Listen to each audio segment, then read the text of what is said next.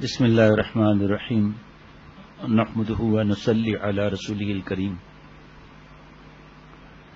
میں نماز سے اذان سے پہلے یہ بات عرض کر چکا تھا کہ جب غزوہ خندق سے واپسی ہوئی آپ صلی اللہ علیہ وسلم اور سب بہت زیادہ تھکے ہوئے، 3 ہفتے کا محاصرہ، پھر اس میں بھوک، پھر شکم مبارک پر 2 پتھر، اور اتنی آپ صلی اللہ علیہ وسلم کا جاگنا، اور سب اتنے مشکلات کے بعد جب واپس تشریف لائے، آپ صلی اللہ علیہ وسلم نے ہتھیار اتار کر غسل کیا ہی تھا کہ حضرت جبریل علیہ السلام غبار آلود حالت میں تشریف لے آئے اور عرض کیا کہ آپ نے ہتھیار اتار دیے، جبکہ ابھی تک ہم فرشتوں نے ہتھیار نہیں اتارے، آپ جلغار کریں. یہ جو باب جبرائیل جو ہے نا، جہاں سے واپس آتے ہیں صلاۃ والسلام پڑھ کر، باب جبرائیل ہے، اس کے ساتھ ایک اور دروازہ ہے، مجھے نام یاد نہیں، اس سے پہلے ایک دروازہ اور ہے، اس کے اوپر جو ہے نشان بنے ہوئے ہیں. تو وہاں ایک بزرگ نے بتایا تھا کہ وہ نشان ایسا لگتا تھا جیسے پروں کے نشان ہو. تو انہوں نے بتایا تھا حضرت جبریل علیہ السلام اس جگہ پر حاضری خدمت ہوئے تھے کہ ہم نے اب جو ہے وہ بھی ہتھیار نہیں اتار دیا، آپ جلدی سے ہتھیار دوبارہ سجا لیں. ابھی ہتھیار اتارے بھی نہیں تھے. اور اس کے بالکل سیدھے ہاتھ پہ کونے پر حضرت عثمان رضی اللہ تعالیٰ جب شہید ہوئے تھے اور خون مبارک گرا تھا قرآن پاک، اور اس پہ وہ جگہ وہ ہے. پہلے تو کھڑے ہونے بھی دیتے تھے، وہاں پر آدمی نفل پڑھ کے دعائیں مانگے، اب یہ شرک اور اس کی وجہ سے یہ مسئلہ ہے. رسول اللہ صلی اللہ علیہ وسلم نے پوچھا کہاں؟ حضرت جبریل علیہ السلام نے عرض کیا بنو قریظہ کی طرف اشارہ کیا. جبریل علیہ السلام کا یہ نزول اس لیے تھا تاکہ واضح ہو جائے کہ اللہ کا حکم یہی ہے. کتنے تھکے ہوئے صحابہ رضوان اللہ علیہم اجمعین، بھلے خوشی تھی لیکن تھکے ہوئے کتنے تھے. اور بعد میں کسی کو بھی اس مہم کے برحق اور ضروری ہونے میں شک باقی نہ رہے. اگر جبریل علیہ السلام تشریف نہ لاتے تب بھی حضور اقدس صلی اللہ علیہ وسلم اور صحابہ رضوان اللہ علیہم اجمعین بنو قریظہ کی شرانگیزی اور بد عہدی کو نظر انداز نہیں کر سکتے تھے. اس سے پہلے آپ نے جملہ سنا بغاوت، اور بغاوت کی سب آپ لوگوں نے بتایا سزا کیا ہونی چاہیے، اور دنیا میں اس وقت بھی سزا کیا ہے. جنہوں نے جنگ کے نازک ترین اوقات میں ان کی پشت میں خنجر تانا تھا. البتہ حضور صلی اللہ علیہ وسلم اس کارروائی کو چند دن مؤخر کر کے مجاہدین کو آرام دینا چاہتے تھے. تاہم اب آسمانی حکم کے بعد ٹھہرنے کی کوئی گنجائش نہیں تھی. آپ صلی اللہ علیہ وسلم نے اسی روز خندق کے تھکے ماندے مجاہدین کو بنو قریظہ کی طرف روانہ فرمایا. غور سے سنیے گا کہ بھئی اتنے تھکے ہوئے آپ صلی اللہ علیہ وسلم کے ایک اشارے پر یہ بھی نہیں کہ تھوڑی دیر ہم آرام، کچھ بھی نہیں، اسی وقت روانہ ہو گئے. اور فرمایا کہ تم میں سے کوئی بھی بنو قریظہ کے علاقے میں پہنچنے سے پہلے عصر کی نماز نہ پڑھے. چنانچہ صحابہ رضوان اللہ علیہ مجمعین بڑی تیزی سے اس سمت روانہ ہو گئے. راستے میں عصر کا وقت ہوا تو بعض صحابہ نے یہ سوچ کر کے عصر کی نماز ادا کر لی کہ اس تاکید کا مقصد جلد روانگی کرنا تھا، نہ کہ نماز میں تاخیر کرنا. بعض حضرات نے ہدایت پر لفظ بلفظ عمل کیا اور بنو قریظہ کے قلعے کے سامنے پہنچ کر تاخیر کے ساتھ نماز عصر ادا کی. رسول اللہ صلی اللہ علیہ وسلم نے کسی کے عمل کو غلط نہیں فرمایا. اس قسم کے واقعات میں اجتہاد کی مشروعیت ثابت ہوتی ہے. یکم ذوالقعدہ کو شام کو بنو قریظہ کے قلعوں کا محاصرہ کر لیا گیا. آخر 25 دن بعد قریظہ کی ہمت جواب دے گئی اور انہوں نے ہتھیار ڈال دیے. طے یہ ہوا کہ ان کے مستقبل کا فیصلہ انہوں نے خود مانا. حضرت سعد بن معاذ رضی اللہ تعالیٰ عنہ کریں گے.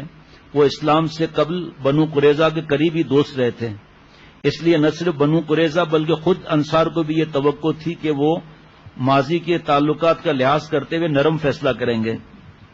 زیادہ سے زیادہ بنو قینقاع اور بنو نذیر کی طرح ان کو جلا وطنی کی سزا سنائیں گے، مگر جان بخشی تو ضرور کر دیں گے. لیکن اس دن حضرت سعد بن معاذ رضی اللہ عنہ کی نگاہ اسلام کے مفاد کے سوا کسی چیز پر مرکوز نہیں تھی. آپ کو یاد ہے کیا دعا کی تھی کہ اللہ مجھے اس وقت تک موت نہ دے جب تک میں اپنے آنکھوں سے دیکھ نہ لوں. جنہوں نے آپ صلی اللہ علیہ وسلم کو اتنا ستایا، وہ ہر رشتہ ناتا بھلا چکے تھے. جب انہیں سہارت آپ صلی اللہ علیہ وسلم نے خیمہ لگایا تھا مسجد نبوی میں حضرت سعد بن معاذ رضی اللہ تعالیٰ عنہ کے لیے، جب انہیں سہارا دے کر مجلس قضا میں لایا گیا تو وہ کہہ رہے تھے کہ میں آج اللہ اور اس کے رسول کی خاطر کسی کی ملامت کا لحاظ نہیں کروں گا. فریقین کی رضامندی سے انہیں فیصلے کا اختیار دیا گیا تو انہوں نے عرض کیا، انہوں نے فرمایا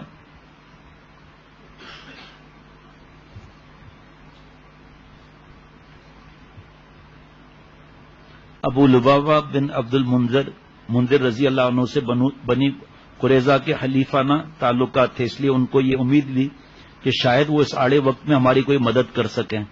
اس پر بنو قریظہ نے رسول اللہ صلی اللہ علیہ وسلم سے درخواست کی کہ ابو لبابہ کو ہمارے پاس بھیج دیں تاکہ ہم ان سے مشورہ کریں۔ آپ صلی اللہ علیہ وسلم نے ابو لبابہ کو اجازت دی۔ اس کے بعد پھر حضرت سعد بن معاذ رضی اللہ تعالیٰ عنہ کی بات ہوئی، ابو لبابہ کو اجازت دی۔ ابو لبابہ رضی اللہ تعالیٰ عنہ کو دیکھ کر سب جمع ہو گئے، بچے اور عورتیں ان کو دیکھ کر حضرت رونے لگے، وہ سب رونے لگے ان کو دیکھ کر حضرت ابو لبابہ کا دل بھر آیا۔ بنو قریظہ نے جب ان سے یہ دریافت کیا کہ کیا ہم رسول اللہ صلی اللہ علیہ وسلم کے حکم کو منظور کر لیں، آپ صلی اللہ علیہ وسلم کے فیصلے پر راضی ہو جائیں، حضرت ابو لبابہ رضی اللہ عنہ نے کہا ہاں بہتر ہے، لیکن حلق کی طرح اشارہ کر کے بتائے ذبح کیے جاؤ گے۔ رسول اللہ صلی اللہ علیہ وسلم ارادہ تمہارے قتل کا اشارے سے فرمایا۔ ابو لبابہ اپنی جگہ سے ابھی ہٹے نہ تھے کہ فوراً تنبیہ ہوئی کہ میں نے اللہ تعالیٰ اور اس کے رسول صلی اللہ علیہ وسلم کے ساتھ خیانت کی، اور سیدھے وہاں سے مسجد نبوی میں پہنچے اور اپنے کو ایک ستون سے باندھ دیا اور قسم کھائی کہ جب تک اللہ تعالیٰ میری توبہ قبول نہ فرمائے گا اس وقت تک اس جگہ سے نہ ٹلوں گا۔ اللہ تعالیٰ سے یہ عہد کیا کہ بنو قریظہ میں کبھی نہ قدم رکھوں گا، اور جس شہر میں اللہ اور اس کے رسول کی خیانت کی اس کو کبھی نہ دیکھوں گا۔ آپ صلی اللہ علیہ وسلم کو جب خبر ہوئی تو ارشاد فرمایا کہ اگر وہ سیدھا میرے پاس آ جاتا تو میں اس کے لیے استغفار کرتا، لیکن جب وہ ایسا کر گزرا ہے تو میں اس کو اپنے ہاتھ سے نہ کھولوں گا جب تک اللہ تعالیٰ اس کی توبہ قبول نہ فرمائے۔ بالآخر مجبور ہو کر بنو قریظہ اس پر آمادہ ہوئے کہ رسول صلی اللہ علیہ وسلم جو حکم دیں وہ ہمیں منظور ہیں، اور انہوں نے پھر درخواست کی تو حضرت سعد بن معاذ رضی اللہ تعالیٰ عنہ جب خندق میں زخمی ہوئے تھے تو رسول اللہ صلی اللہ علیہ وسلم نے ان کے لیے مسجد نبوی میں خیمہ لگوا دیا تھا، قریب سے ان کی عیادت کر سکیں، ان کے بلانے کے لیے آدمی بھیجا اور خدمت میں حاضر ہوئے۔ جب وہ اتار کر بٹھا دیے گئے تو آپ صلی اللہ علیہ وسلم نے ارشاد فرمایا کہ ان لوگوں نے اپنا فیصلہ تیرے سپرد کیا ہے۔ سعد رضی اللہ عنہ نے کہا کہ میں اس کی بابت یہ فیصلہ کرتا ہوں کہ ان میں کے لڑنے والے یعنی مرد قتل کیے جائیں۔ سب حیران کہ سوچ نہیں سکتے تھے ایسا فیصلہ ہوگا۔ عورتیں اور بچے اسیری کر کے لونڈی اور غلام بنا لیے جائیں اور ان کا تمام مال و اسباب مسلمانوں میں تقسیم کیا جائے۔ آپ صلی اللہ علیہ وسلم نے فرمایا کہ بے شک تو نے اللہ کے حکم کے مطابق فیصلہ کیا۔ بعد ازاں حضرت سعد رضی اللہ تعالیٰ نے یہ دعا مانگی، اے اللہ تجھ کو خوب معلوم ہے کہ مجھ کو اس سے زیادہ کوئی محبوب چیز نہیں کہ اس قوم سے جہاد کروں جس قوم نے تیرے رسول صلی اللہ علیہ وسلم کو جھٹلایا اور حرم سے اس کو نکالا۔ اے اللہ میں گمان کرتا ہوں کہ تو نے ہمارے ان کے مابین لڑائی کو ختم کر دیا ہے، بس اگر قریش سے ابھی لڑنا باقی ہے تو مجھ کو زندہ رکھ تاکہ تیری راہ میں ان سے جہاد کروں، اور اگر تو نے لڑائی کو ختم کر دیا ہے تو اس زخم کو جاری کر دے اور اس کو میری شہادت کا ذریعہ بنا دے۔ دعا کا ختم کرنا تھا کہ زخم جاری ہو گیا، اسی میں وفات پائی۔ انا للہ و انا الیہ راجعون۔ حضرت جابر رضی اللہ تعالیٰ عنہ فرماتے ہیں کہ میں نے رسول اللہ صلی اللہ تعالی علیہ وسلم کو یہ فرماتے ہوئے سنا کہ سعد بن معاذ کی موت سے عرش ہل گیا۔ ایک اور روایت میں کہ آسمان کے تمام دروازے حضرت سعد کے لیے کھول دیے گئے اور آسمان کے فرشتے ان کی روح کے چڑھنے سے مسرور ہوئے۔ فتح الباری جلد نمبر 7 صفحہ 94۔ اور 70,000 فرشتے۔ عبد الرحمان کہاں ہے بھائی؟ حافظ عبد الرحمان ہاں کتنے؟ ہاں بیٹا چو ابا گھرائے پہ بھائی تھے، چو دادا گھرائے پہ تھے۔ حافظ عبد الرحمان محمد طلحہ بیٹا اندر اچو۔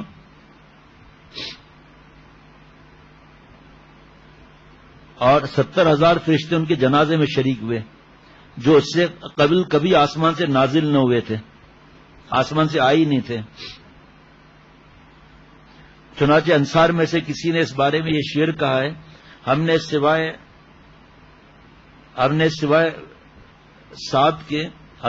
سوائے سعد بن معاذ کے اور رضی اللہ عنہ کے اور کسی مرنے والے کے لیے کبھی نہیں سنا کہ عرش خداوندی اس کے مرنے سے ہلا ہو. حضرت فرماتے تھے کسی اور موقع پر کہ ہلنے کا مطلب یہ کہ اللہ کی رحمت میں جوش آتا ہے. اور ان کی قبر سے مشک کی خوشبو آتی تھی. سبحان اللہ. بعد میں ان سب کو گرفتار کر کے مدینہ لائے بنو قریظہ کے قلعوں سے، اور خندقیں کھودی گئیں. 2-4 کو اس کے مکان سے نکلوایا جاتا اور ان خندقوں میں ان کی گردن ماری جاتی، اور ان کے سردار کعب بن اسد کی بھی گردن ماری گئی. حضرت ابو لبابہ رضی اللہ تعالیٰ عنہ مسجد کے ستون سے بندھے ہوئے تھے، صرف نماز اور قضاء حاجت کے لیے کھول دیے جاتے تھے، نہ کھاتے تھے نہ پیتے تھے، اور یہی کہتے تھے کہ میں اسی طرح رہوں گا یہاں تک کہ مر جاؤں یا اللہ تعالیٰ میری توبہ قبول فرمائے. 6 روز کے بعد سحر کے وقت ان کی توبہ نازل ہوئی. اس وقت رسول اللہ صلی اللہ علیہ وسلم حضرت ام سلمہ رضی اللہ تعالیٰ عنہ کے گھر میں تھے. حضرت ام سلمہ رضی اللہ تعالیٰ عنہ نے آپ صلی اللہ علیہ وسلم سے بہت اجازت لے کر ان کی بشارت سنائی اور مبارکباد دی. مسلمان دوڑے کہ ان کو کھولیں. حضرت ابو لبابہ رضی اللہ تعالیٰ عنہ نے کہا میں قسم کھا چکا ہوں جب تک رسول اللہ صلی اللہ علیہ وسلم خود اپنے دستے مبارک سے نہ کھولیں گے اس وقت نہ کھولوں گا. چنانچہ آپ صلی اللہ علیہ وسلم جب صبح کی نماز کے لیے تشریف لائے تو خود دستے مبارک سے ان کو کھولا. سبحان اللہ. یہ جو کیفیت تھی کہ خدا کی قسم میں نہ کھلوں گا، یہ ایک کیفیت تھی جو اللہ اپنے عاشقوں کو عطا فرماتے ہیں. ٹشو دینا.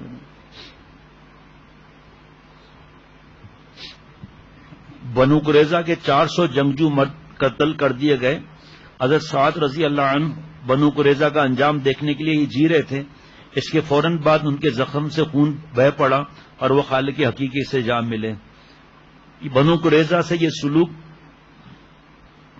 یقیناً آپ صلی اللہ علیہ وسلم ان کی جان بخشی کر سکتے تھے، مگر آپ نے سزا جاری کرنے کو ترجیح دی. اس کا سبب تو یہی تھا کہ آسمانی حکم یہی تھا اور آپ صلی اللہ علیہ وسلم نے آسمانی حکم پر عمل کیا.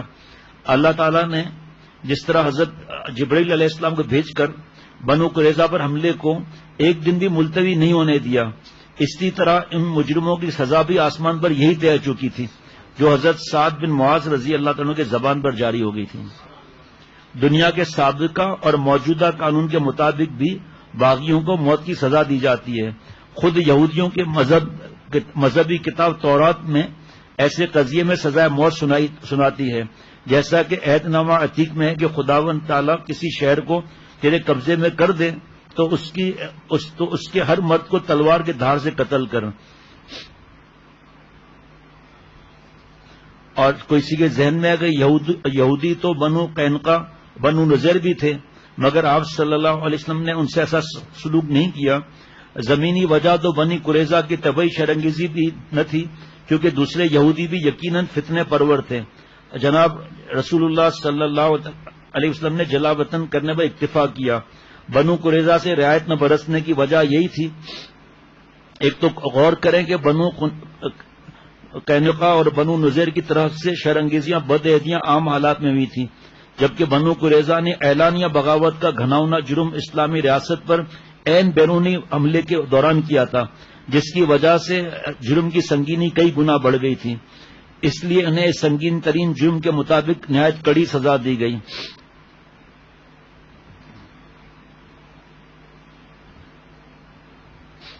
اب یہاں کچھ باتیں ایسی ہیں جو آج کل لوگوں کے ذہن میں ہوتا ہے نا، لیکن اسلامی سزا کے بارے میں ذکر اس لیے کرتا ہوں اس بات کو. اس سے قبل بنو قینقاع اور بنو نذیر کے بہت سے لوگ جلا وطن ہو کر خیبر کے قلعوں میں جا بسے تھے، اور وہاں یہودیوں کی ایک عظیم جمعیت تیار ہو گئی تھی جو مدینہ شریف کی سلامتی کے لیے خطرہ تھی. بنو قریظہ کے لوگ جا کر ان کی طاقت میں مزید اضافے کا سبب بنتے. اس لیے بنو قریظہ کی جان بخشی کرنا اتنے سارے دھوکے کے بعد خود اپنے پیروں پر کلہاڑی چلانے کا مصداق ہوتا ہے. یہاں انسانی فطرت اور معاشرتی فلسفے کا یہ پہلو قابل توجہ ہے کہ کوئی قوت جو سزا یا معافی دونوں پر قدرت رکھتی ہو اور اس کے بات مانی بھی جاتی ہے، جب وہ کبھی معاف کرتے دکھائی دے کبھی سزا جاری کریں. اگر کوئی صاحب اختیار شخص ہر معاملے اور مسئلے میں فقط معافی کا پہلو اختیار کرتا رہے تو عام لوگ یہی تصور کریں گے کہ وہ حقیقت میں صاحب اختیار نہیں بلکہ دوسروں کو معاف کرنے پر مجبور ہے. اسے سزا جاری کرنے کا اختیار سرے سے دیا ہی نہیں گیا. اس سوچ کا لازمی نتیجہ یہ ہوگا اور ہو رہا ہے. اس کا لازمی نتیجہ یہ ہوگا کہ عادی مجرم، غنڈے، بدماش اور چور اچک کے بے خوف ہو کر وارداتیں کرنے لگیں گے اور معاشرے سے قانون کا احترام اٹھ جائے گا. مجرموں کو سزا کا خوف ہی سرکشی سے باز رکھ سکتا ہے، اور یہ خوف تبھی باقی رہ سکتا ہے جب سزاؤں کا گاہے بگاہے عملی نفاذ ہوتا رہے. جیسے حضرت فرماتے تھے کہ ایک کا ہاتھ کٹ جائے دیکھتا ہوں کون چوری کرتا ہے، ایک سنسار ہو جائے دیکھتا ہوں کون زنا کرتا ہے. جس طرح کائنات کے حاکم اعلیٰ اللہ تعالیٰ اگرچہ اکثر معافی اور درگزر سے کام لیتے ہیں، مگر کبھی وہ مجرموں کو عاد اور ثمود کی طرح عبرت کا نشانہ بنا کر بھی دکھا دیتے ہیں. اسی طرح اللہ کے آخری رسول صلی اللہ علیہ وسلم نے بھی اگرچہ ہمیشہ سراپا رحم و کرم نظر آتے ہیں، لیکن کبھی ایسا بھی ہوتا ہے کہ آپ صلی اللہ علیہ وسلم معافی کے بجائے سزا جاری کرنے کو ترجیح دیتے ہیں. مجرموں پر حدود اور قصاص جاری کرنے کی متعدد مثالیں سنت نبویہ میں موجود ہیں. البتہ کسی قوم کے اجتماعی جرم پر اجتماعی سزا دینے کی یہ سیرت نبوی میں واحد مثال ہے. اس کے سوا ہر جگہ آپ صلی اللہ علیہ وسلم نے یا تو سب کو معاف کر دیا یا مخصوص مجرموں کو مستثنیٰ کر کے اکثریت سے درگزر کا معاملہ فرمایا. ابھی موقع تو آگے آئے گا، لیکن بتا دوں تو انشاءاللہ تعالی سب خوش بھی ہو جائیں گے. بتا دوں نا بھائی، وہ دن یاد ہے جب 10,000 تلواریں چمک رہی تھیں؟ ہاں جی یاد ہے نا، فتح مکہ. اس کو آپ صلی اللہ علیہ وسلم نے تلوار سے اڑایا. چند کی بات میں نہیں کرتا، اور ان کے بھی جو حالات ہیں وہ جب موقع آئے گا تو آئے گا. سب سے کیا فرمایا، سب کتنا ڈر رہے تھے کہ آپ ہمارے اتنے پیارے پڑوسی ہیں، اچھا اتنے برسوں ستایا اور اتنی تکلیفیں دی. صلح حدیبیہ کا واقعہ آگے آئے گا کہ واپس کر دیا. اتنے ظلم کے باوجود جو پتھر مارے گئے، اوجڑی رکھی گئی مبارک گردن مبارک پر آپ صلی اللہ علیہ وسلم کے، لیکن کیا فرمایا، لا تثریب علیکم اليوم. جو بھائی یوسف نے اپنے بھائیوں سے کیا معاملہ کرتا ہوں، جب سب کو معاف کرتا ہوں. اس وقت تو پیارے شیخ فرماتے ہیں کہ ایک اشارہ ہوتا نا، خون کی ندیاں بہتی، ایسا کنٹرول تھا. اور وہ بھی کیا واقعہ ہے ماشاءاللہ. سیرت نبویہ میں ایسی سخت مثالیں بھی ایک رحمت ہے، جو حضرت نے فرمایا تھا، اس میں بھی اللہ کی رحمت ہے. اگر یہ نہ ہوتی تو اسلامی ریاست کے خلاف سازشوں اور بغاوت کی سزا جاری کرنا مشکل بلکہ ناممکن ہو جاتا، اور یہ بڑھتے ہی رہتے ہیں. ہر سنگین سے سنگین بغاوت اور سازش قابل معافی قرار پاتی. پھر کیا لکھتے یہ لوگ.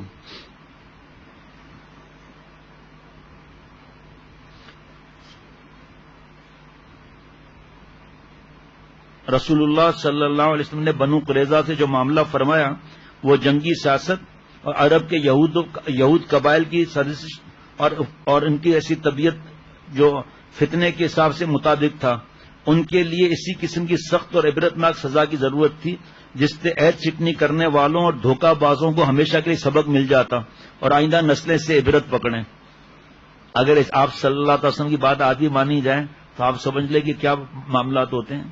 اور جب پتا چلا کہ 500 جنگجوؤں کی گردنیں اڑا دی گئیں تو کہاں تک خبریں پہنچی ہوں گی یہ، اس کے بعد ان کا حال کیا ہوا ہوگا. اللہ اکبر.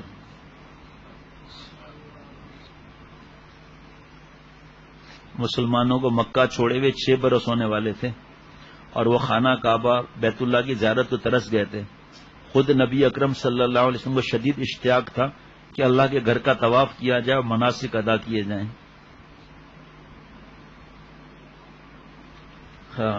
صلح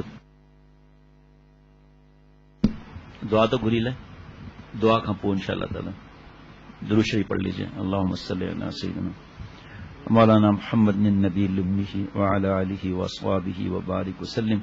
یا اللہ مجھے ہم سب کو معاف فرما دیں، ہماری صورت اور سیرت کو اپنے پیار کے قابل بنا، عقل سلیم، قلب سلیم، فہم سلیم عطا فرما. یا اللہ تعالی اپنی محبت اشد عطا فرما، آپ صلی اللہ تعالی علیہ وسلم کی محبت اشد عطا فرما. صحابہ رضوان اللہ علیہ مجمعین سے یا اللہ محبت کو اپنی رحمت سے ایسا پیوست فرما دے، ایسا پیوست فرما دے کہ آپ صلی اللہ علیہ وسلم کی محبت میں جان دینے والے بن جائیں، آپ صحابہ رضوان اللہ علیہ مجمعین کے لیے جان دینے والے بن جائیں. آپ صلی اللہ علیہ وسلم کی ہر سنت پر عمل کرنے کی توفیق عطا فرما. آپ صلی اللہ علیہ وسلم کے صدقے یا اللہ مجھ سمیت امت مسلمہ کی حفاظت فرما. جان مال عزت آبرو ایمان کی حفاظت فرما، عافیت کی بھیک عطا فرما۔ یا اللہ کرونا کا وائرس ہمیشہ کے لیے ختم فرما۔ یا اللہ مسلمانوں کی حفاظت فرما۔ یا اللہ جو بیمار ہیں کرونا کے وائرس میں یا کسی بھی بیماری میں مبتلا ہیں، صحت کاملہ عاجلہ مستمرہ عطا فرما۔ اے رب کریم اپنا قرب خاص عطا فرما۔ اللہ جی مجھ سمیت ہر مسلمانوں کی اس وائرس سے اور ہر چھوٹی بڑی بیماری سے حفاظت فرما، عافیت کے ساتھ رکھیے۔ یا اللہ خوف کی باتیں سننے سے اور پھیلانے سے اور افواہیں پھیلانے سے اور سننے سے بچا۔ یا اللہ اپنی رحمت سے موبائل کی غلامی اور میڈیا کی غلامی سے نکال کر محبوب صلی اللہ علیہ وسلم کی سنتوں پر عمل کرنے کی غلامی نصیب فرما۔ اپنے احکامات پر 100% جان لڑا کر عمل کرنے کی توفیق عطا فرما، سکون چین اطمینان عطا فرما۔ اے رب کریم سچی توبہ کی بھیک عطا فرما۔ میں آپ سے معافی مانگتا ہوں، ہم سب آپ سے معافی مانگتے ہیں کہ ہمیں معاف فرما دیجئے، ہر مسلمان کو معاف فرما دیجئے۔ ایسا ایمان، ایسا یقین، ایسی اپنی محبت، ایسا اپنا پیار عطا فرما، زندگی کی ہر سانس آپ پر فدا کریں، ایک سانس آپ کو ناراض نہ کریں۔